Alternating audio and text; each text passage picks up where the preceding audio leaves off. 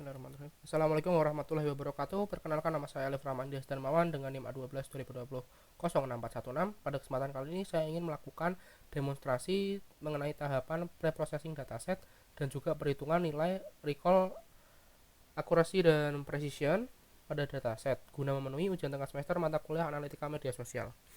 Baik, untuk tahapan pertama yakni adalah proses pengambilan data. Proses pengambilan data ini sendiri saya mengambil data dari Twitter. Untuk akun yang saya gunakan yakni adalah @narasi_newsroom. Saya ambil sebanyak 100 data tweet. Lalu selanjutnya setelah data tweet terambil, saya melakukan tahapan labilisasi. Labilisasinya ini sendiri saya lakukan secara manual menggunakan Excel dengan menggunakan dua parameter, yakni politik dengan kode angka 1 dan non politik dengan kode angka 0. Baik, sekarang kita akan masuk pada tahapan preprocessing. Yang pertama-tama dilakukan adalah kita akan meload dataset yang sudah kita beri label sebelumnya. Lalu selanjutnya kita akan masuk ke dalam tahapan preprocessing. Yang pertama yakni adalah penataan data. Di sini saya menggunakan bantuan dari library Ekvarasis. Kita akan mendefinisikan dulu, lalu selanjutnya kita akan jalankan. Dan berikut merupakan hasil akhirnya, dapat dilihat pada final string di step 01. Baik, selanjutnya kita akan melakukan penghapusan terhadap data kosong, namun pada dataset saya tidak ditemukan data kosong, jadi tidak ada satupun data yang dihapus. Selanjutnya yakni adalah normalisasi kata slang. Di sini saya menggunakan bantuan dari library NLTK dan berikut merupakan hasil dari tokenisasinya dan hasil setelah dilakukan tahap normalisasi kata slang di step 02 ini. Setelah itu saya akan melakukan stemming dengan menggunakan bantuan dari library Sastrawi. Di sini saya menggunakan stemming pada bagian stopword removal atau penghilangan kata hubung, dan hasilnya dapat dilihat pada proses teks atau hasil akhirnya pada proses teks. Dan tahapan preprocessing sudah selesai. Sekarang saya akan melanjutkan pada tahap modeling. Di modeling ini sendiri saya akan membagi menjadi dua, yakni dataset fitur dan dataset label. Untuk dataset fitur saya ambil dari kolom proses teks dan dataset label saya ambil dari kolom label.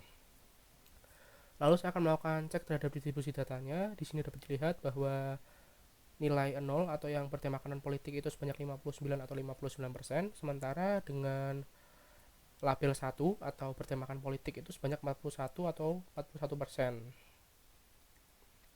Selanjutnya saya akan melakukan ekstraksi menggunakan TF-IDF untuk mengetahui pembumbutan setiap katanya. Di sini saya akan membagi dulu menjadi dua, yakni label parameter untuk politik dan non politik. Pertama saya akan melakukan pengecekan terhadap label yang politik terlebih dulu. Di sini rangkaian n-gramnya yang saya gunakan yakni 1,2 atau 1 gram and 2 gram. Di sini dapat terlihat rangkaian katanya Eliezer, Verdi Sambo, dan saya melakukan visualisasi menggunakan plot word cloud. Lalu selanjutnya saya akan melakukan cek untuk yang non politik. Rangkaian n-gramnya masih sama 1,2, dapat dilihat sama, lalu visualisasinya menggunakan plot word cloud. Selanjutnya saya akan melakukan training dan testing, yakni membagi menjadi 70-30, 70 training 30 testing. Lalu saya menggunakan pemodelannya selanjutnya dengan bantuan algoritma naive Bayes. Setelah itu saya akan menghitung nilai akurasi, recall, dan precision. Untuk nilai akurasi, recall, dan precision pada bagian training set diperoleh nilai yang sama, yakni sebesar 1 atau 100%. Sementara untuk nilai akurasi, recall, dan precision untuk test setnya pun juga memperoleh hasil yang sama, yakni sebesar 0,87 atau 87%. Selanjutnya berikut merupakan hasil conversion matrix dari data tersebut. Di sini bisa kita lihat bahwa nilai TP true positif sebesar 9 dan true negatif sebesar 17. Sementara untuk nilai false positifnya itu sebesar 2 dan false negatifnya itu sebesar 2. Dari sini kita bisa melihat bahwa nilai true positif dan true negatif itu lebih besar atau lebih tinggi daripada false positif dan false negatif. Jadi bisa dikatakan bahwa dataset tersebut sudah merupakan dataset yang good model atau good dataset. Dan selanjutnya ini merupakan hasil visualisasi dari nilai tadi yang di atas, dan berikut merupakan model visualisasinya. Training akurasi sebesar 100% dan tes akurasi sebesar 0,87%. Saya juga melakukan eksperimen, yakni tahapan preprocessing tapi tidak menggunakan stemming stopword process. Untuk hasilnya sendiri, ternyata saya memperoleh hasil yang sama dengan tahapan preprocessing yang full proses, yakni training akurasi sebesar 1 atau 100% dan nilai tes akurasi sebesar 0,87 atau 87%. Lalu eksperimen kedua, yakni saya melakukan eksperimen pada bagian n-gramnya. Di sini saya menggunakan only bigram atau 2,2. Dapat dilihat pada pelabelannya di sini 2,2 saya menggunakan untuk yang politik. Visualisasinya seperti ini. Dan yang label non politik juga sama 2,2.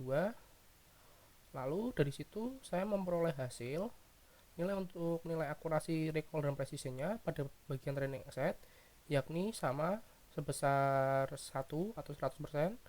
Sementara untuk nilai akurasi dan recall pada bagian test set itu sebesar 0,73 atau 73%. Sementara untuk test set bagian precision itu sebesar 0,749. Lalu pada visualisasi conversion matrixnya sendiri juga mengalami perubahan, yakni nilai true positifnya sebesar 4, true negatifnya sebesar 18, nilai false positifnya sebanyak 1 dan false negatifnya itu sebesar 7. Nah, dari sini terdapat perbedaan dan perbedaannya ini eh, bisa saya jadikan suatu pembanding bahwa atau saya dapat menarik sebuah kesimpulan yakni adalah tahapan preprocessing dengan menggunakan rangkaian bigram 1,2 mendapatkan hasil yang lebih efektif atau lebih merepresentasikan dataset tersebut dibandingkan dengan rangkaian tahapan full proses.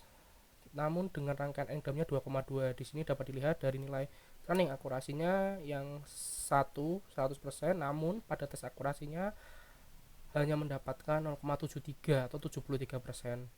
Sekian yang dapat saya sampaikan, kurang lebihnya mohon maaf. Wabillahi taufiq wal hidayah. Wassalamualaikum warahmatullahi wabarakatuh.